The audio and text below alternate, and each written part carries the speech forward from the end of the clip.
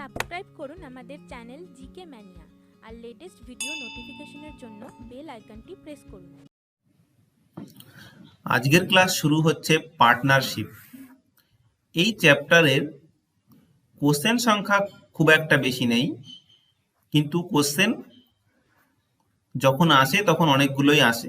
কারণ এর আগে যখন 2019-এর মেন হয়েছিল তখন WBCS এর তখন মাল্টিপলস বহু কোশ্চেন দিয়েছিল পার্টনারশিপ থেকে। ওতে পিএসসি বোঝা যাচ্ছে না কখন কি করবে, তো সেই কারণে এটাকেও ততটাই ইম্পর্টেন্ট দিয়ে করতে হবে। আর এর সাথে আমরা টাইম অ্যান্ড ডিস্টেন্সে দেখেছিলাম কমেন্ট বক্সে তোমাদের প্রচুর পরিমাণ কমেন্ট ছিল যে হোমওয়ার্কটা করে দেওয়ার জন্য। তো আজকে আমরা সেই ভিডিওতে হোমওয়ার্কটা করে দেবো টাইম অ্যান্ড ডিস্টেন্সের। এরপরে যদি যে কোশ্চেনের হোমওয়ার্ক দরকার হবে ভিডিওতে তোমরা বলে দেবে, আমরা দরকার হয় সেপারেট ভিডিওতে নিয়ে আসবো। ঠিক আছে? অ্যাটলিস্ট যে কোশ্চেনগুলো করানো হচ্ছে সেটা 3-4 বার করলে অটোমেটিক চলে আসবে, সেই টাইপেরই হয়ে যায়। তোমাদের কাছে রিকোয়েস্ট, তোমরা আগে যে কোশ্চেনগুলো দিচ্ছি সেই কোশ্চেনগুলোকে মাল্টিপল টাইম প্র্যাকটিস করবে। ওকে, তো আমরা শুরু করছি। দেখো, পার্টনারশিপ মানে কি বলছে, সবাই পার্টনারশিপে বিজনেস করবে। তাহলে বিজনেস করবে, কেউ 1 লাখ টাকা দিল, কেউ 2 লাখ দিল, কেউ 5 লাখ দিল। তাহলে যে যত ইনভেস্ট করবে তার প্রফিটেও তার হিস্সা তত বেশি হওয়া দরকার, নাহলে সে কেন করবে? তার কোনো লাভ নেই না। তাহলে সে সমান পরিমাণ দেবে। দেখা গেল কেউ উইক আছে, কেউ এই যেমন শেয়ার বাজারে দেখো যে একজন কারো শেয়ার 1%, কারো শেয়ার এই যেমন ফেসবুক, ধরো ফেসবুক কি করলো যে রিলায়েন্স জিওতে 9.99% মেবি শেয়ার কিনে নিল। কারণ 10%-এর উপরে হয়ে গেলে কি হয়, আমাদের গভর্নমেন্টের অ্যাপ্রুভাল লাগে। তো সেই কারণে 9.99 এটা কিনলো। আবার আরো কোম্পানি কিনলো, যেমন গুগল, আরো অনেক কোম্পানি শেয়ার কিনে নিল। তো যে যেমন শেয়ার কিনবে তাকে তেমনই প্রফিট দেওয়া হবে। এই পার্টনারশিপ চ্যাপ্টারে যে বেসিক থিওরি সেটা হলো প্রফিট, ইংলিশে লিখছি, হ্যাঁ, profit or loss ratio equals to principal into time ratio. এই দুটোর অনুপাত, লাভের অনুপাত বের করতে চাও বা লসের অনুপাত বের করতে চাও। এবার ধরো এই রিলায়েন্স জিও এখন প্রফিট করছে, কিন্তু কোনো একটা সাল গিয়ে 1 লাখ মানে 100 টাকা লস করে দিল। তাহলে যদি ফেসবুকের 10% 99 এটা যদি শেয়ার থাকে, তাহলে এর লস হবে এই 10 টাকা বা 9.99। লসের ক্ষেত্রেও সেম ভাগিদার, লাভের ক্ষেত্রে হবে তো লসের ক্ষেত্রে হতে হবে। তো এই বেসিক ফর্মুলা আমরা ইউজ করি। ধরো প্রফিট পার্সেন্ট আমরা ধরে নিই যে এ বি সি আছে, এদের ধরো প্রফিট হলো P1, P2, P3। এবার এরা কি করলো, এ ইনভেস্ট করলো ধরো 10,000 টাকা, বি করলো 15,000, সি করলো 20,000। কিন্তু এই 10,000 সে কি করলো, সারা বছর ধরে বিনিয়োগ করলো। এই 15,000 আলা 8 মাস বিনিয়োগ করলো, হ্যাঁ। কিন্তু এই 20,000 যে আছে সে আবার কি করলো, সে দেখা গেল 7 মাস করলো। তাহলে বলছে প্রফিটের যে প্রফিট হলো বা লস হলো তার অনুপাত নির্ণয় করো। কি বলছে, এ 10,000 টাকা করে, বি তার ঠিক 4 মাস পরে মানে 8 মাস ধরে 15,000 টাকা ইনভেস্ট করলো। তার 5 মাস পরে সি চলে আসলো 20,000 নিয়ে ইনভেস্ট করে দিল। তার মানে আমরা কিভাবে বের করবো এটা, তাহলে 10,000 ইন্টু কত মাস খেটেছে সেটা দেখবো, প্রিন্সিপাল ইন্টু টাইম, হ্যাঁ, 12, রেশিও দেব 15,000, বেশি হয়ে গেল একটা, 8, 20,000, এটা ইন্টু 7। তো দেখো 3টে করে 0 আউট হয়ে যাবে, দিয়ে দাও 10 ইন্টু 12, 15 ইন্টু 8, 20 ইন্টু 7, তারপরে 5 দিয়ে কাটা যাবে, 10 দিয়ে কাটা যাবে, দেখো এটা 12 হয়ে যাবে, আর এটা কত হয়ে যাবে, এখানে 5 দিয়ে হলে 3, আর এদিকে হলে 2 দিয়ে 4, তাহলে 3 4 12, আর এটা 10 দিয়ে হলে 2 14, তখন লাভের অনুপাত হয়ে যাবে এটা। মানে আমি কি বলতে চাইছি, যেটা ইনভেস্ট করবে তার সাথে যে টাইম সেটা মাল্টিপ্লাই করতে হবে, ঠিক আছে? তো এটা পরে এই হোমওয়ার্কটা আমরা করব, টাইম অ্যান্ড ডিস্টেন্সে দিয়েছিলাম, আমরা এখান থেকে শুরু করি। সো কোশ্চেন নাম্বার 2 কি বলছে? কোশ্চেন নাম্বার 2 বলছে ABC started a business with their investment in the ratio 1:2:4. After 6 months, A invested the half amount more as before, and B invested same the amount as before, while C withdraw 1/4 of his investment. Find the ratio of their profit at the end of the year. কি বলছে, ABC একটা বিজনেসে নামলো, কি investment করেছে 1:2:4 অনুপাতে। তাহলে 6 মাস পরে এ কি করলো, হাফ অফ দ্য অ্যামাউন্ট কি করলো, ঢাললো, যে আমি আরো কিছু, আমার কম হয়ে গেছে, আমি আরো কিছু দিই। বি কি করলো, বিও সেম অ্যামাউন্টটা ঢাললো, আগে যা ঢেলেছিল সেই পরিমাণ ঢাললো। আর সি কি করলো, দেখলো আমার প্রচুর হয়ে গেছে, আমি 1/4 তুলে নিই, তাহলে 1/4 কি করলো, সি তুলে নিল। তারপরে তাদের কি ঘটনা ঘটবে বলছে, এন্ড অফ দ্য ইয়ারের পরে প্রফিটের রেশিও কি হবে। তাহলে আমরা ধরে নেব, ধরি এ বি সি এর বিনিয়োগের পরিমাণ x, 2x, 4x। 6 মাস পরে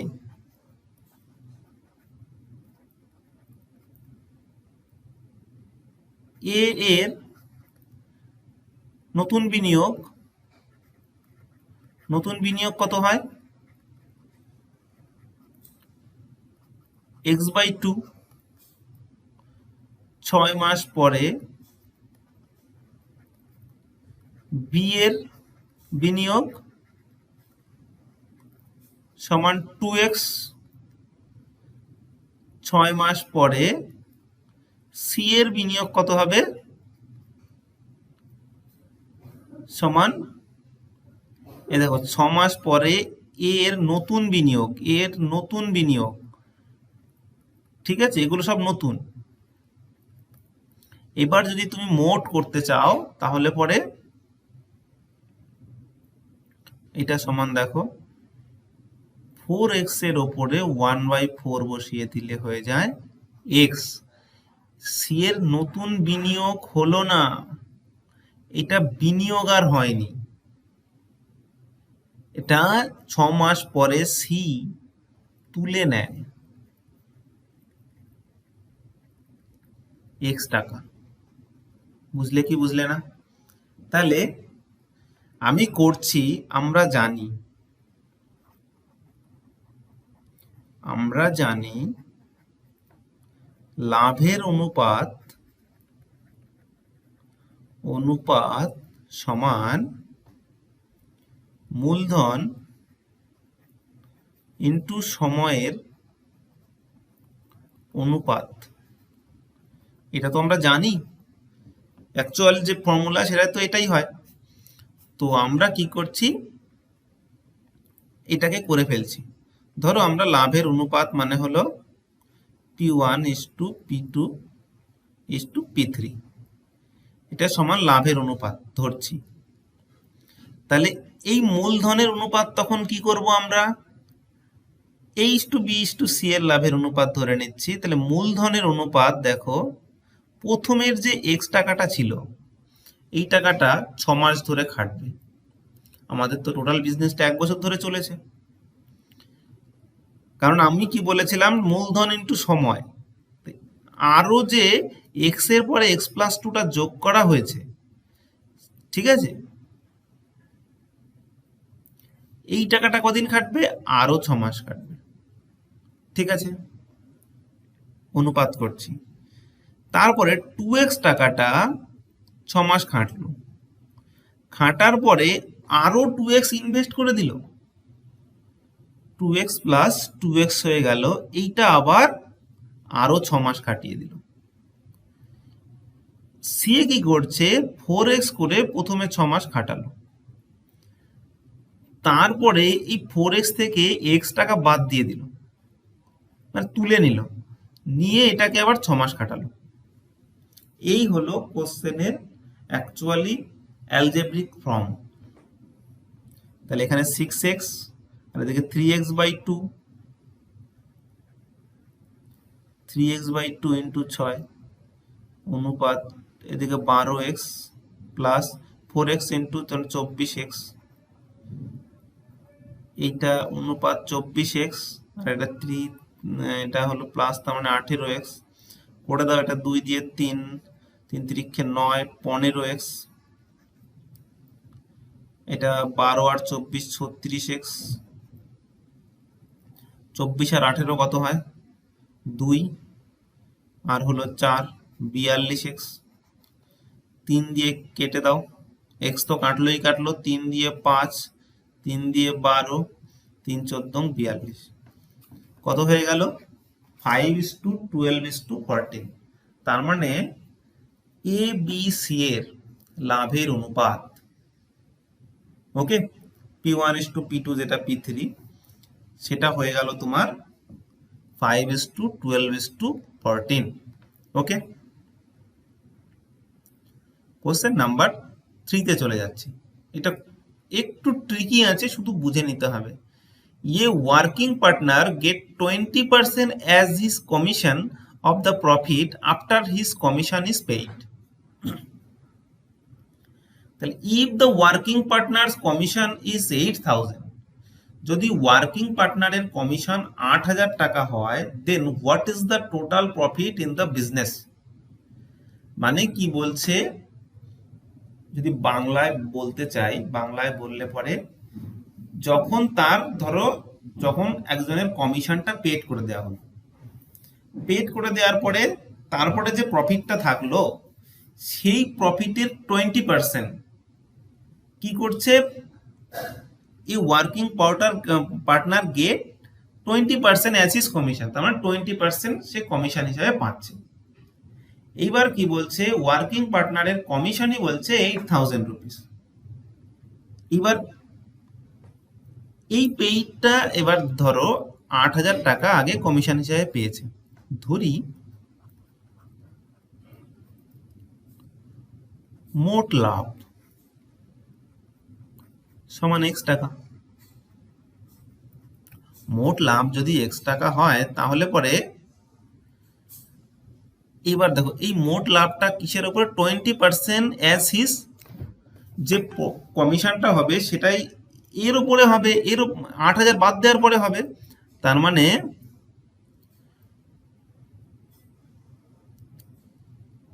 সহকর্মী 20% কমিশন পায়,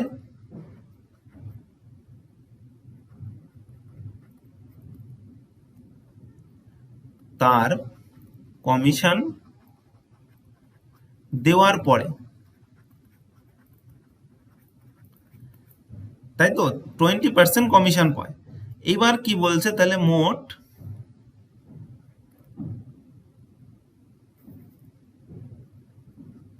কমিশন দেওয়ার পরে লাভ সমান কত, x মাইনাস 8,000 টাকা।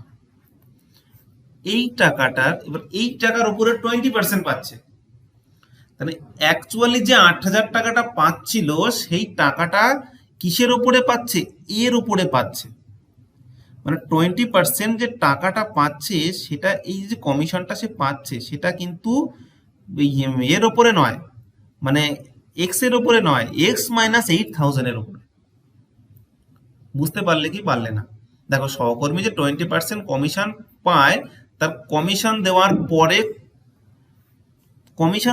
পরে মানে কমিশন দেওয়া হয়ে গেছে, তার মানে 20% কমিশন।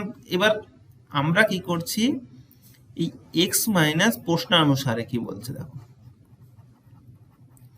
প্রশ্নানুসারে আমি বলতে চাইছি এটাই,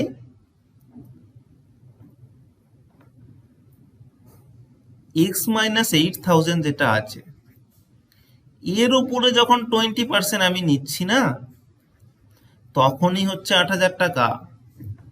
মানে অ্যাকচুয়ালি যে কমিশন 8,000 টাকাটা পাচ্ছে, আমি বলতে চাইছি যে ধরো কারোর 10,000 টাকা রোজগার, সে 2,000 টাকা যে তার সাথে সাথে অ্যাসিস্ট্যান্ট হিসেবে কাজ করেছে, সে 2,000 টাকা পায়। এবার বলছে এ বেচারার যা লাভ থাকে, মানে ইনকাম থাকে, সে তার 20% পায়, কমিশন দেওয়ার পরে 20% পায়। এবার কি হবে, তার মানে এর মধ্যে থেকে 2,000 টাকা দিয়ে দিল, 8,000। মানে অ্যাকচুয়ালি 8,000-এর উপরে 20% মানেই 2,000 টাকা। এটাই বলতে চাইছে,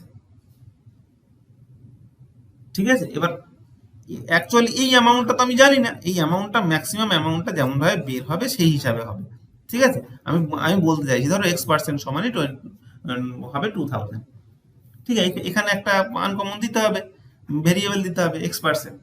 তো আমি এই ঘটনাটাই এখানে হতে চলেছে। তার মানে দেখো এখানে কাটো,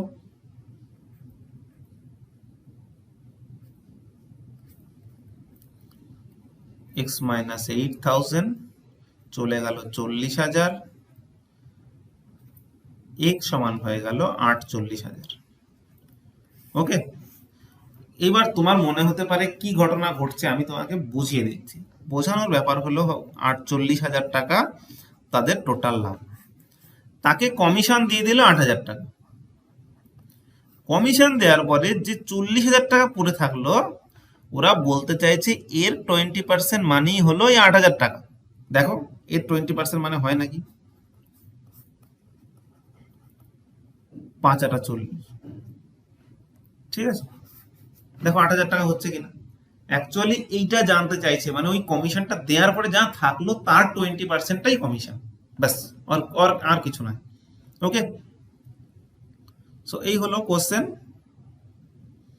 সো নেক্সট কোশ্চেনে আমরা যাচ্ছি।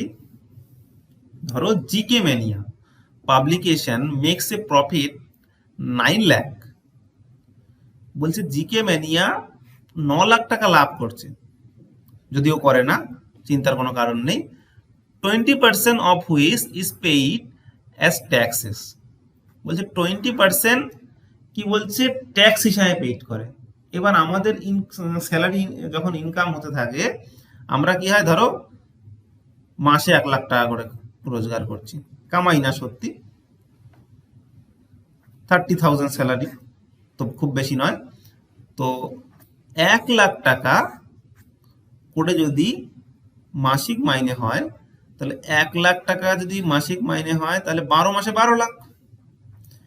ইনকাম ট্যাক্সের বেলায় কি করে, এর থেকে যে স্ল্যাব আছে আগেই ইনকাম ট্যাক্স কেটে নেয়, মানে তোমার ইনকামের উপরে ইনকাম ট্যাক্স কাটে। তার মানে আমাদের কি বলছে, তার মানে আমরা এখন কি করব, তার মানে যে জিকে ম্যানিয়া বলছে 9 লাখের উপরে 20% ট্যাক্স হিসাবে দিয়ে দেয়। If the rest is divided among the partner P, Q and R in the ratio of 1:3/2, দেখো 3/2 আছে এটা, is to 2, then the shares of P, Q, R are respectively, ঠিক আছে? তাহলে 20% জিকে ম্যানিয়ার 20% কর দেওয়ার পর অবশিষ্ট লাভ সমান কত হবে, 9 লাখের উপরে করব আমি 1 মাইনাস 20/100, ঠিক আছে? 9 লাখ এখানে 80/100, 0 কেটে দাও, তাহলে 8 নং 72, তার মানে 7,20,000 টাকা। তার মানে 7,20,000 টাকা আছে তাদের কাছে, এবং সেটা পি কিউ আর এর মধ্যে ডিভিশন হবে। তাহলে ধরি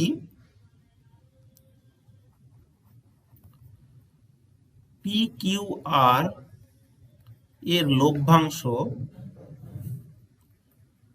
যথাক্রমে x, 3x/2, 2x। ওকে, তাহলে প্রশ্ন অনুসারে কি বলছে, x plus 3x/2 plus 2x এটা সমানই তো 7,20,000। আচ্ছা, এখানে হয়ে গেল 2, এখানে 2x plus 3x plus 2x মানে 7,20,000। মানে এখানে দেখো 4 7x, তাই তো, এখানে 4x হয়ে যাবে, 7 9x, 9x/2 সমান 7,20,000।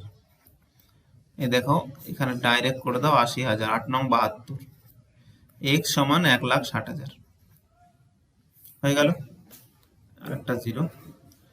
x সমান, তার মানে পি এর লভ্যাংশ সমান 1,60,000, কিউ এর লভ্যাংশ কত হবে, 3 ইন্টু 1,60,000/2, 80, তার মানে কত হবে, 2,40,000, আর একটা 0। আর আর এর লভ্যাংশ সমান কত হবে, আর এর লভ্যাংশ সমান হবে তোমার 2 ইন্টু কত হবে, 2x।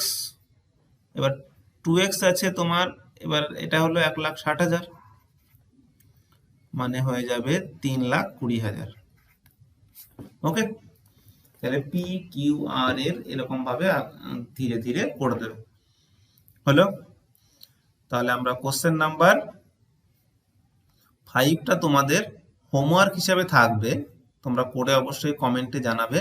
আর আমি আগের দিনে যে টাইম অ্যান্ড ডিস্টেন্সের কোশ্চেনটা ছিল সেটা করে দিচ্ছি।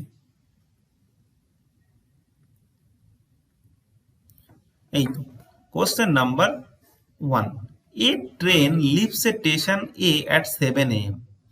and reaches another station B at 11 a.m. কি 4 ঘন্টায় পৌঁছে যাচ্ছে। another train leaves B at 8 a.m. যে ট্রেনটা বি 8টার সময় ছাড়ছে, and reaches A 11:30 a.m. মানে 3.5 ঘন্টায় পৌঁছাচ্ছে। the two train cross one another at, তাহলে দুটো ট্রেন কটার সময়, মানে কখন একে অপরকে অতিক্রম করবে। মানে ধরো এখানে দুটো স্টেশন, এখানে এ স্টেশন, এখানে বি স্টেশন, একবার এদিকে যাচ্ছে, এখান থেকে 7টার সময়, এখান থেকে 8টার সময়। অত কিছু না ভেবে আমরা ধরি মোট এ থেকে বি এর দূরত্ব সমান ডি কিমি, ঠিক আছে। তাহলে পরে আমরা ধরছি, দেখো এ থেকে বি যাত্রাগামী ট্রেনের, মানে অ্যাকচুয়ালি এ থেকে ছাড়ছে বি এর দিকে যাচ্ছে, হ্যাঁ, ফার্স্ট ট্রেন, যাত্রাগামী ট্রেনের গতিবেগ কত হবে, তাহলে টোটাল ডিস্টেন্স ডি, সময় কত, 7টা থেকে 11টায়, মানে 4 ঘন্টা, তাই তো, কিমি পার ঘন্টা। দেখো এ যাত্রাগামী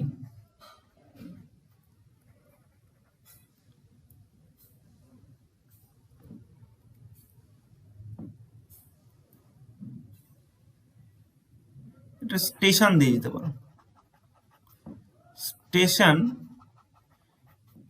এ যাত্রাগামী ট্রেনের গতিবেগ কত হবে? দেখো 3.5 ঘন্টা টাইমে মানে 8টা থেকে 11:30টার সময় পৌঁছে যাচ্ছে। তাহলে এখানে কত হবে?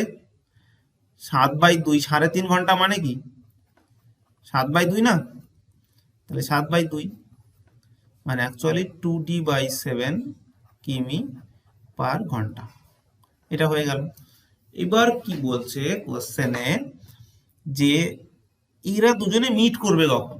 চলতে তো এরা শুরু করে দিয়েছে, কিন্তু আমরা কি জানি যে এ তো 7টার সময় চলতে শুরু করেছে। এ 7টার সময় চলতে শুরু করলে 8টা পর্যন্ত এ বি তো স্টার্ট করছে না। তাহলে আমি দেখে নেব 8টা পর্যন্ত বি পথে যাত্রাগামী ট্রেন d/4 কিলোমিটার যাত্রা করে। মানে স্টেশন বি, এখানে স্টেশন বি দেখে উল্টো পাল্টা ভাবার কিছু নেই, এই দিকে যাচ্ছে আর এই দিকে আসছে, বাস আর কিছু নয়। স্টেশন বি যাত্রাগামী ট্রেন 8টা পর্যন্ত যাত্রা করে কত? d/4 kilometre. মানে 1 ঘন্টায় সে d/4 চলে গেছে। এখন বর্তমানে ধরি 8টা বাজার, 8টার পরে টি ঘন্টা পরে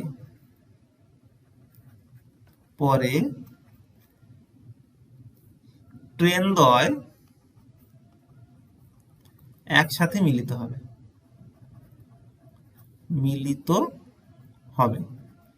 আমি বললাম 8টার পরেই চান্স আছে, আমি 8টার পরে ধরছি, 7টার পরে ধরছি না। হ্যাঁ, তাহলে ঘটনা কি বলছে এবার? তাহলে আমি কি বলছি? টি ঘন্টা পরে। তাহলে পরে টি ঘন্টা পরে দেখো শর্তানুসারে আমি কি পারবো?